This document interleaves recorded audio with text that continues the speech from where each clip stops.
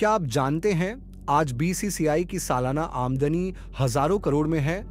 IPL के media rights अकेले कई अरब डॉलर के हैं और आईसीसी की कमाई में सबसे बड़ा हिस्सा भी भारत को मिलता है। लेकिन यह सफर शुरू कैसे हुआ? 1980 के दशक के भारत से लेकर आज के मल्टी बिलियन डॉलर आईपीएल तक, यह है वो कहानी जिसने क्रिकेट को बिजनेस बना दिया और बीसीसीआई को बनाया दुनिया का सबसे अमीर बोर्ड।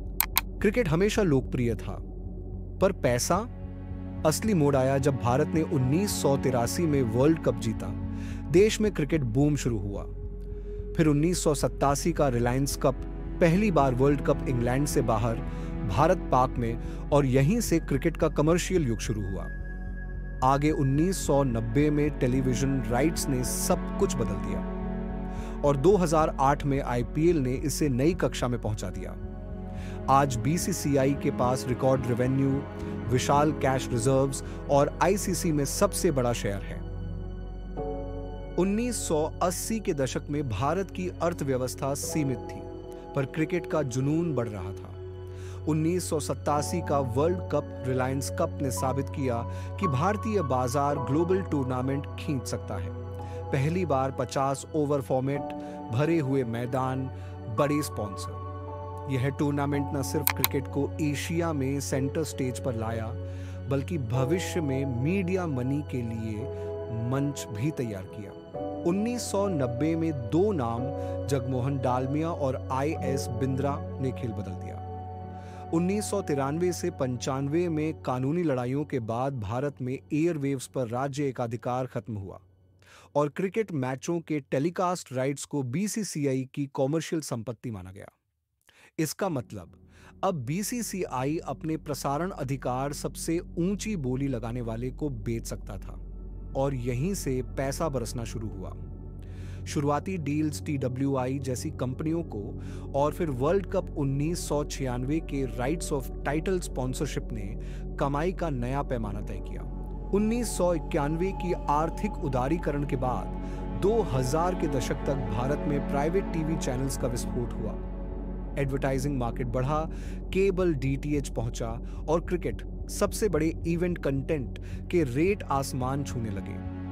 भारत की जनसंख्या, इकोनॉमिक ग्रोथ और मोबाइल टीवी की पहुंच ने बीसीसीआई की हर सीरीज को प्रीमियम इन्वेंट्री बना दिया। डालमिया की अंतरराष्ट्रीय नेटवर्किंग, आईसीसी प्रेसिडेंसी तक पहुंचना ने भी भारत की नेगोशिएशन पावर बढ़ाई। 2008 से इंडियन प्रीमियर लीग, आईपीएल से फ्रेंचाइजी टूर्नामेंट, खिलाड़ी auctions, prime time T20 entertainment. IPL ने रेवेन्यू पाइपलाइन को मल्टी लेयर बना दिया। Media rights, franchise fees, central pool, ticketing, sponsorship, digital, अंतरराष्ट्रीय सिंडिकेशन। 2017 के बाद और फिर 2023 से 27 के media rights, Disney star, TV और वियाकॉम 18 डिजिटल ने वैल्यू को रिकॉर्ड स्तर पर पहुंचा दिया।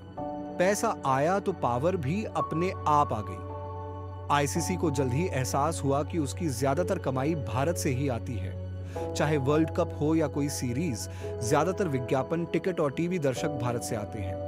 आज कहा जाता है कि आईसीसी की 70 से 80% कमाई बीसीसीआई की वजह से होती है। यानी अगर भारत क्रिकेट से हट जाए तो बाकी दुनिया की क्रिकेट टिक ही नहीं पाएगी।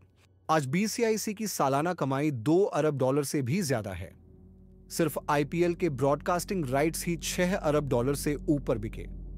इसके अलावा बीजूएस, ड्रीम 11, टाटा जैसे स्पॉन्सर्स अरबों दे रहे हैं। स्टेडियम, मर्चेंडाइज, डिजिटल राइट्स, सब कुछ जोड़कर बीसीसीआई के पास आज वो ताकत है जो किसी और क्रिकेट बोर्ड के पास नहीं। कभी जो बोर्ड साधारण था, वो अब दुनिया की सबसे अमीर स्पोर्ट्स बॉडी में से एक है। तो बीसीसीआई कैसे बनी दुनिया की सबसे अमीर क्रिकेट बोर्ड?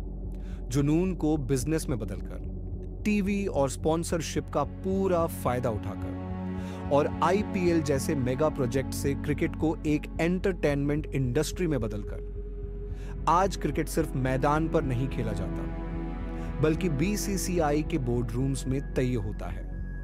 दोस्तों, आपको क्या लगता है बीसीसीआई की दौलत का सबसे बड़ा मोड कौन सा था? 1983 की वर्ल्ड कप जीत या 2008 का आईपीएल? कमेंट में अपनी राय जरूर बताइए और हाँ, चैनल को लाइक, शेयर और सब्सक्राइब करना मत भूलना।